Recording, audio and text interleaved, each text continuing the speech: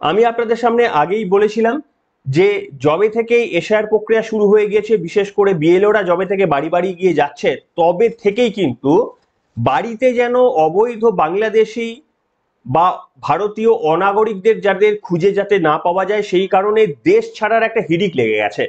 কিছু viral video social মিডিয়ায় একেবারেই ভাইরাল হয়ে গিয়েছে। সেই ভাইরাল ভিডিও ভাইরাল হিসেবেই আপনাদের সামনে দেখিয়েছিলাম, যেখানে শিয়ালদহ স্টেশনে কার্যত একেবারে সেই মারামারি অবস্থা, কে আগে পালায় এইরকম টাইপের ব্যাপার। শুভেন্দু অধিকারী বলেছিলেন না যে পালা, আর মাত্র 12 ঘন্টা টাইম আছে, পালা। সেই কারণে ভারতের আইনের হাত থেকে সম্ভবত বাঁচার জন্য তড়িঘড়ি তারা পালানোর চেষ্টা করছেন। আমি আপনাদের সামনে একটা আজকে ভিডিও দেখাবো, ভিডিও দেখিয়ে পর্বটা শুরু করব। আগে এই ভিডিওটা দেখুন তো, দেখে কিছু বুঝতে পারলেন? দেখুন একবার।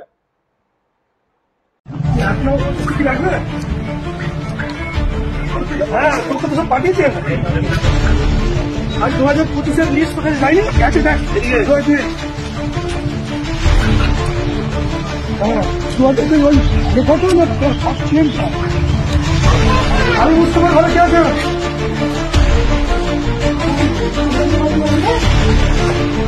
আমি বুঝতে পার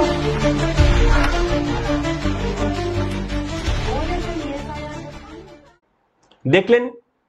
দেখুন এখানে যেটা দাবি করা হচ্ছে, আমি আবারও বলি যে আমি এই ভিডিও তো আমার নিজের তোলা না, তার কারণ এখন সবাই সোশ্যাল মিডিয়া প্ল্যাটফর্ম ইউজ করে এবং সেখানে ভিডিও আপলোড করে, সেখানে ডেসক্রিপশন লিখে দেয়। তো এইটা দাবি করা হয়েছে যে একজন বিএলও সে বাড়ি বাড়ি গিয়ে যাচ্ছে তথ্য যাচাই করার জন্য, সেটা আপনি দেখতেও পেলেন।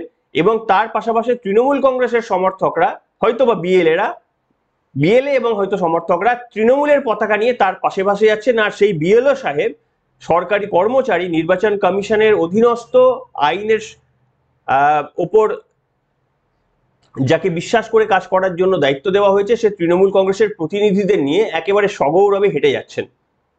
আজকে এই সংক্রান্ত তথ্য আপনাদের সামনে বিশ্লেষণ করব। নমস্কার, আপনাদের সকলকে স্বাগত জানিয়ে শুরু করছি আজকের বিশেষ বিশেষ খবর। এই যে ছবিটা দেখালাম, এটা কিন্তু একটা কোনো পৃথক ঘটনা নয়। এইরকম প্রচুর ছবি, প্রচুর ভিডিও, তৃণমূল কংগ্রেসের পার্টি অফিস থেকে বিএলওরা যাচ্ছেন, অন্য কোনো বিএলওদের সেখানে ঘেঁষতে দেওয়া হচ্ছে না। বিজেপির তরফ থেকে বিএলওরা কিছু কিছু জায়গায় বলছেন যে তারা যখন যাওয়ার চেষ্টা করেছেন তাদেরকে মেরে তাড়িয়ে দেওয়া হচ্ছে। এইরকম সবকিছু চলবে, যেমনটা নির্বাচনে হয় আর কি, সেটাই হচ্ছে। কিন্তু দেখুন এখানে একটা ডিফারেন্স রয়েছে, এটাতে ভয় পাওয়ার কিছু নেই। তার কারণ এনুমারেশন ফর্মে নাম তোলা মানেই কিন্তু আপনার মেন ভোটার লিস্টের নাম উঠে যাওয়া নয়। এইটা জানি না তৃণমূল কংগ্রেসের ম্যাক্সিমাম মানে অর্ধ শিক্ষিত লোকেরা বা অর্ধ রাজনীতি বোঝা লোকেরা তারা বুঝতে পারছেন কিনা। এনুমারেশন ফর্মে আপনি জোর জবরদস্তি করে নাম তুলিয়ে দিতে নিশ্চিতভাবে এটাতে আপনারা পারবেন। এমনকি প্রয়োজন পড়লে ফেক ডকুমেন্ট তৈরি করে দিয়েও আপনি সাহায্য করতে পারবেন। কিন্তু আপনি যেটা পারবেন না সেটা হচ্ছে খসড়া তালিকায় নামটা ওঠানো পর্যন্ত আপনাদের এই ইনফ্লুয়েন্স কাজে লাগবে। খসড়া তালিকা থেকে মেন তালিকায় আসার জন্য আপনাদের কোনো ইনফ্লুয়েন্স কাজে লাগবে না। সেখানে নির্বাচন কমিশন অন্তত যদি শিরদাঁড়াটা বিহারের মতো সোজা রাখতে পারে, তাহলে আপনাদের কোনো চেষ্টা, খসড়া তালিকায় নাম তোলার সব চেষ্টাটাই বৃথা হয়ে যাবে। এমনটাও দেখা যেতে পারে যে আপনাদের খসড়া তালিকার হয়তো 10% নাম বাদ চলে গেছে, তার কারণ খসড়া তালিকায় আপনি জোর করে যাদের নাম ঢুকিয়েছেন তাদের অ্যাকচুয়ালি বাস্তবে কোনো ভারতের কোনো অস্তিত্ব নেই, তাদের কোনো প্রমাণ দিতে পারেননি। তারা 2002-এ তাদের নিজেদের নাম নেই, তাদের বাবাদের নাম নেই, তাদের আত্মীয়র নাম নেই। এমনকি যে ডকুমেন্ট আপনি সাবমিট করেছিলেন সেই ডকুমেন্টগুলো ফেক। এটা হয়ে যাওয়ার পরে খসড়া তালিকায় নাম হয়তো জলজল করে উঠবে, আপনাদের মনে হবে যে আপনারা জিতে গেছেন। প্রচুর মানে আগের বার তো 7.5 কোটি ভোটার ছিল, খসড়া তালিকাতেও দেখবেন 7.5 কোটি কেন 8 কোটি ভোটারও নাম উঠে যেতে পারে। কিন্তু খসড়া তালিকার পর যখন মেন তালিকাটা প্রকাশ হবে না, তখন দেখবেন অ্যাকচুয়ালি তখন 1 কোটি না 1.5 কোটি না 2 কোটি নাম বাদ যাবে। সেটাই আসল অগ্নি পরীক্ষা নির্বাচন কমিশনারের, অন্য কারণ নয়। আমি এখানে একটা মারাত্মক অভিযোগ আপনাদের সামনে দেখাবো। এই যে প্রথম দেখালাম বিএলও, বললাম যে এটা কোনো পৃথক ঘটনা নয়, একটা মারাত্মক ঘটনা আপনাদের সামনে দেখাবো। বিরোধী দলনেতা শুভেন্দু অধিকারী এটা পাবলিশ করেছেন। এই ভিডিওটা দেখার আগে আপনাকে জানতে হবে যে ভিডিওটা কি সম্পর্কে, তাহলে আপনি আটকে উঠবেন। কি লিখছেন শুভেন্দু অধিকারী একবার পড়ে নি, তারপরে ভিডিওটা আপনাদের সামনে আমি দেখাবো। শুভেন্দু অধিকারী তিনি লিখছেন, মমতা বন্দ্যোপাধ্যায়ের দল যে অবৈধ বাংলাদেশি রোহিঙ্গাদের ভোটে এ রাজ্যে ক্ষমতায়, সে কথা এখন জলের মতো পরিষ্কার। নির্বাচন কমিশন এসআইআর নামক কার্বলিক অ্যাসিড প্রয়োগ করতেই গর্ত থেকে পিল পিল করে এখন সব অবৈধ অনুপ্রবেশকারীর দল বেরিয়ে আসছে। এদের নিয়ে মমতা বন্দ্যোপাধ্যায় এখন মহা চিন্তায়। তাই যে কোনো উপায়ে ছলে বলে কৌশলে ভোটার লিস্টে এদের নাম ঢোকাতেই হবে, না হলে সমূহ বিপদ। এদের নাম যাতে ভোটার তালিকা থেকে বাদ না পড়ে, তাই তৃণমূলের ছোট বড় নেতা কর্মীরা হয় বিএলওদের হুমকি দিচ্ছেন বা তাদের দিয়ে জোর করে অনৈতিক কাজ করাতে তৎপর। জয়নগর এবার আসল ঘটনাটা। জয়নগর বিধানসভার হরিনারায়ণপুর গ্রাম পঞ্চায়েতের 29, 30, 31 ও 39 নম্বর বুথে এক গাদা সন্দেহপ্রবণ মুসলিম ভোটারকে নিয়ে এসে রাত 12টার সময় পঞ্চায়েতের কার্যালয়ে বিএলওদের নিয়ে এসআইআর এর কাজ করানো হচ্ছে। রাত 12টার সময় সন্দেহপ্রবণ মুসলিমদের নিয়ে এসে ওই স্পেসিফিক বুথগুলোতে রাত 12টার সময় বিএলওকে দিয়ে নাম তোলানোর কাজ হচ্ছে। জয়নগর বিধানসভার বিধায়ক বিশ্বনাথ দাস এবং তার শ্যালক তুহিন বিশ্বাস নিজে দাঁড়িয়ে থেকে এই কাজ করাচ্ছেন বিএলওদের দিয়ে। জয়নগরের বিধায়ক ও তার শ্যালককে এই কাজে সাহায্য করছে ওই এলাকার দুই কুখ্যাত দুষ্কৃতী মুন্না এবং আরিফ। হরিনারায়ণপুর এলাকার গাজীপাড়া আর মসজিদের চক, এই দুটি জায়গার গড়ের হাটের খালের পাশে যারা প্লাস্টিক ঘেরা ঝুপড়ি বেঁধে থাকে তারা সবাই বাংলাদেশি অবৈধ অনুপ্রবেশকারী। জয়নগর বিধানসভায় এদের মতো অবৈধ ভোটারদের ভোটেই মমতা বন্দ্যোপাধ্যায় দল সেখান থেকে যেতে। তাই এসআইআর শুরু হতেই এই ধরনের অবৈধ কাজ শুরু হয়েছে, কিন্তু সে গুড়ে বালি। আমি নির্বাচন কমিশনকে অবিলম্বে বিষয়টি খতিয়ে দেখে উপযুক্ত ব্যবস্থা গ্রহণ করার অনুরোধ জানাবো। তিনি জানাবেন। আগে ভিডিওটা এবার আপনাদের সামনে দেখায়, তাহলে এবার বুঝতে পারবেন, তার কথার সঙ্গে মেলাতে পারবেন। একবার দেখে নিন।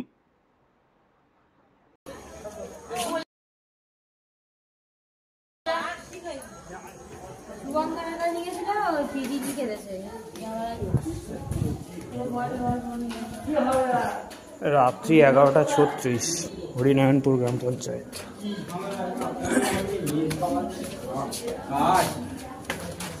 ভিড় কমে গেছে তো, আর বেশি ভিড় আর মারামারি হচ্ছে এবার, এটা হয় কটা মেয়ে তো চিল্লাচ্ছি। চিল্লাবে না, যারা লাস্ট আসে তাদের আগে দিতে, যারা আগে আসবে তাদের লাস্ট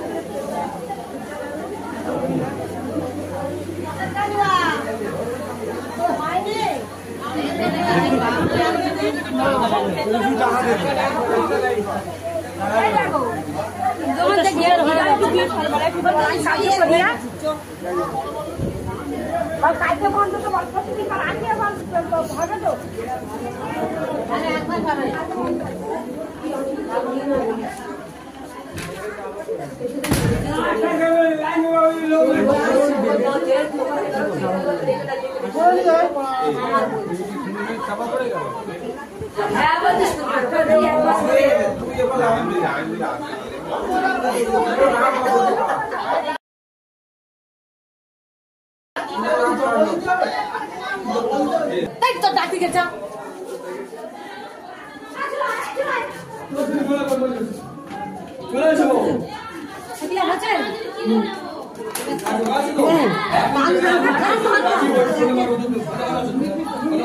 রাত্রি 11:30 বাজে পঞ্চায়েতে ভিড় দেখো।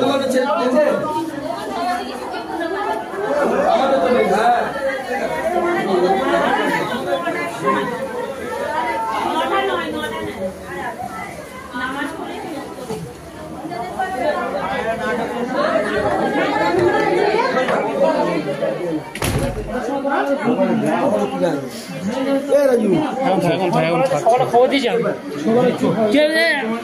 উনি তো বলছেন আমি তো খবর দিয়েছি আমার 8টার সময় দেখেছে।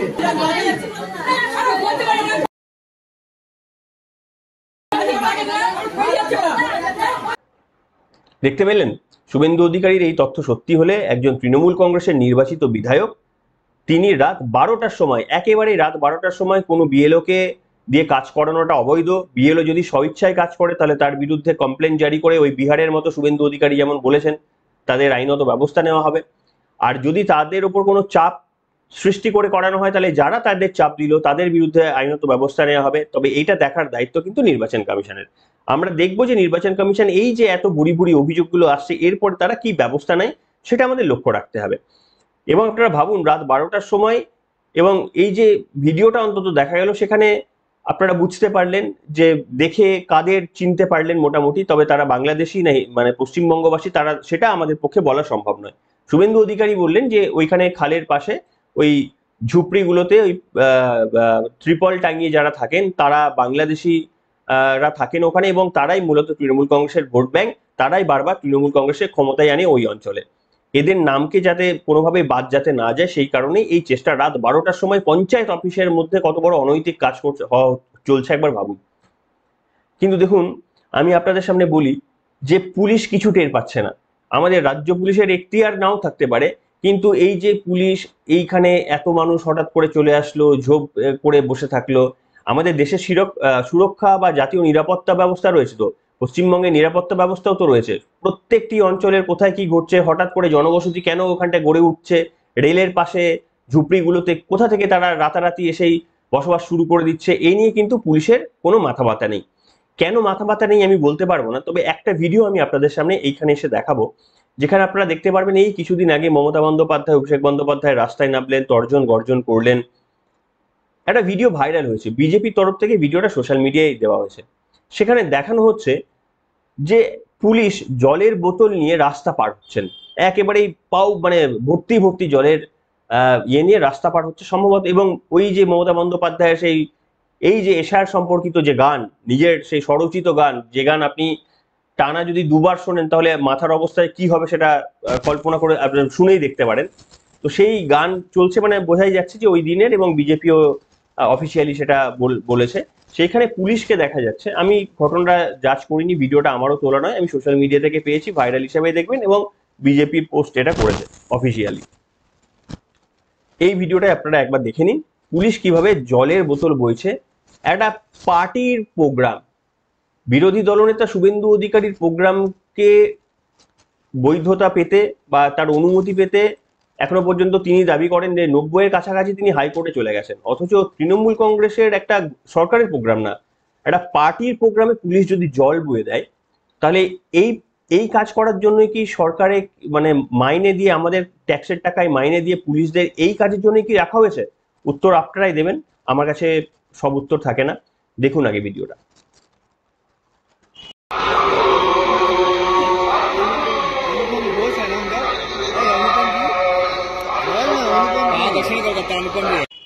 দেখলেন যে পুলিশ হঠাৎ করে রেলের পাশে গজিয়ে ওঠা, রাতারাতি এত বসতি কোথা থেকে চলে আসছে যার কাছে কোনো খোঁজ খবর থাকে না, এই এত আধার কার্ড উদ্ধার হচ্ছে, গ্রামবাসীরা উদ্ধার করছেন, রাজনৈতিক নেতৃত্বরা, বিপক্ষের রাজনৈতিক নেতৃত্বরা উদ্ধার করছেন, ভোটার কার্ড উদ্ধার করছেন। আগে ভিডিওগুলোতে আমি আপনাদের সামনে দেখিয়েছি, রাশিকৃত 3 বস্তা নদীর মধ্যে থেকে, খালের মধ্যে থেকে উদ্ধার হচ্ছে। এইগুলো তো বানানো হয়েছে। এই যে আপনাদের গত পর্বে দেখিয়েছিলাম, এই যে আধার কার্ডগুলো উদ্ধার হচ্ছে, ভোটার কার্ড উদ্ধার হচ্ছে, এগুলো তো এখানেই বানানো হয়েছে। অথচ দেখুন কোনো ট্রেস নেই, কেউ, কোনো পুলিশ নাকি ধরতে পারছে না, কেউ ধরতে পারছে না। সেই কারণেই আশঙ্কাটা যে যখন একেবারেই খুব ভালোভাবে এশার প্রক্রিয়া হয়ে যাবে না, আমার আশঙ্কা যে এমন একটা নাম্বার ফিগার বেরিয়ে আসবে যেটাতে কার্যত মানে মানে মোদি সহ টলে যেতে পারে, যে হ্যাঁ পশ্চিমবঙ্গে এরকম হাল হয়ে গেছে। আমরা তো বড় জোর ভেবেছিলাম 1 কোটি নাম বাদ যাবে, সংখ্যাটা এইরকম জায়গায় চলে গেছে আমি তো কল্পনা করতে পারিনি। মানে আমার জাস্ট গেস, যদি নির্বাচন কমিশন স্বচ্ছভাবে করে, পশ্চিমবঙ্গের ঠিক এক্স্যাক্টলি কত নাম বাদ পড়বে, মানে এটা আমরা আন্দাজ করতে পারি। আমরা পশ্চিমবঙ্গে তো থাকি, নিউজগুলো তো দেখি, প্রত্যেক দিনের খবর পায়, সোশ্যাল মিডিয়ায় ভাইরাল খবর পায়, বাংলাদেশ থেকে পালিয়ে আসার লাইভ ভিডিও, তারা লাইভ ভিডিও করে দেখায় যে কিভাবে আসছেন, কিভাবে এসে এখানে ব্যবসা করছেন, সব লাইভ ভিডিও, খুল্লাম ভিডিও দেখায়, কিভাবে কোথা থেকে কি বানাচ্ছেন সব দেখায়। মিডিয়ারা গিয়ে তারা স্ট্রিং অপারেশন করে দেখিয়ে দেয়, রিপাবলিকের মতো কিছু চ্যানেল। তারপরেও আমাদের পুলিশ সুরক্ষার জন্য তারা জানতে পারেন না, তারা কিন্তু জল বইতে, শাসক দলের প্রোগ্রামে জল বওয়ার জন্য তাদের হীনমন্যতা এসে যায় না। এর আগেও শুভেন্দু অধিকারী একটা পোস্টে দেখিয়েছিলেন যে নর্থ বেঙ্গলে মমতা বন্দ্যোপাধ্যায় যাওয়ার আগে তৃণমূল কংগ্রেসের পতাকা ঠিক করছে পুলিশ রাতের অন্ধকারে, পরের দিন আসবেন মমতা বন্দ্যোপাধ্যায়। এই পুলিশের ভূমিকায় মানে দেখুন, মানে এতটাও তো উচিত না, নয়? নিশ্চিতভাবে যে ক্ষমতায় থাকে, বিজেপি ক্ষমতায় আসলে পুলিশ বিজেপির মতোই কাজ করবে, মানে এটা সব জায়গায়। তার কারণ তাদের তো চাকরি বাঁচিয়ে রাখতে হয়, কিন্তু কোথাও তো একটা বিজেপি এখন যদি এসে বলে যে আমার পা টেপো, তাহলে তো পুলিশের একটা সিট দ্বারাই কোথাও আটকাবে যে না, উর্দি ছেড়ে দেবো বটে, চাকরি ছেড়ে দেবো বটে, আইনত লড়াই করব, আপনার পায়ে আমি হাত দেবো না, এইটুকু তো হিম্মত থাকবে। আমি শুধু চাইছি না যে তৃণমূল কংগ্রেসের আমলে, আমি যে চাই যে পরিবর্তন হওয়ার পরও এই পুলিশ এই বিজেপির কাছেও এইরকম মানে পায়ে পড়ে যাবে না, এইটা আমার এক্সপেকটেশন। যদি ক্ষমতারও পরিবর্তন হয় না, আমি চাইবো না যে বিজেপির প্রোগ্রামে পুলিশ জল বইবে, এটা আমি চাইবো না। কারণ আমার ট্যাক্সের টাকায় পুলিশ জল বওয়া, পুলিশের অনেক গুরুত্বপূর্ণ কাজ রয়েছে। এগুলো সিভিক পুলিশকে হয়তো করতে পারে, নিশ্চিতভাবে এগুলো কখনো কখনো কোথাও ইম্পর্টেন্ট, কিন্তু এগুলো সিভিক পুলিশ করতে পারে। এটা পুলিশের এই দায়িত্ব হয় বলে আমার বিশ্বাস হয় না। আপনাদের মতামত লিখে জানাবেন। আর এই রাতের অন্ধকারে বিএলওদের প্রেসার দেখিয়ে যেমন দাবি করা হচ্ছে, কিংবা তারা যদি স্বইচ্ছায় করে থাকেন, তা কি ভয়ঙ্কর পরিস্থিতি। কিন্তু তারা যেটা বুঝছেন না, খসড়া তালিকায় নাম তোলার জন্য তাদের এই পরিশ্রম যথেষ্ট। আপনি নিশ্চিতভাবে এই পরিশ্রম করে খসড়া তালিকায় নাম ওঠাতে পারবেন, কিন্তু মাথায় রাখবেন, খসড়া তালিকায় নাম ওঠা মানেই কিন্তু আপনি ইলেকশনে গিয়ে আপনি ভোট দিতে পারবেন না। আপনাকে খসড়া তালিকায় থেকে আপনি মেন যে তালিকায় যে এই ভোটার লিস্টে নাম উঠবে, এইখানে কিন্তু স্ক্রুটিনি হবে। আপনার সব নথিপত্র, আপনার কোনো লিঙ্কিং ছাড়া, বিশেষ করে যারা কোনো লিঙ্ক নেই যাদের, তারা হঠাৎ করে সব সাবমিট করে দিয়েছেন। আপনি ভাববেন না যে খসড়াতে তৃণমূল কংগ্রেস আপনাকে সাহায্য করেছে বলে আপনার নাম উঠে গেছে খসড়াতে, মানে আপনি নিশ্চিন্ত হয়ে গেলেন। আপনাকে সেই নোটিশের জন্য হয়তো অপেক্ষা করতে হবে, আজকে ডকুমেন্ট লাগছে না, কিন্তু সেই দিন আপনাকে ডকুমেন্ট দিতে হবে। যদি ভাবেন যে তৃণমূল কংগ্রেসের দেওয়া ডকুমেন্ট নিয়ে আপনি ইলেকশন ইসিআর কাছে যাবেন, তাহলে আপনারাই ভেবে দেখবেন, পরিকল্পনা করে রাখবেন আগে থেকে। তার কারণ আইনগত একটা প্রক্রিয়া রয়েছে, আপনি ফেক ডকুমেন্ট গভর্নমেন্ট অফিসিয়ালকে দেখাতে পারেন না, সেখানে সতর্ক থাকবেন। আপনি কিছু না নিয়ে যাবেন তবু আইনত বাঁচতে পারেন, কিন্তু আপনি ফেক ডকুমেন্ট যদি নিয়ে যান তাহলে কিন্তু আইনি প্রক্রিয়ার মধ্যে পড়তে পারেন, সেটাও মাথায় রাখবেন। এনিওয়ে, এখনকার মতো এখানে।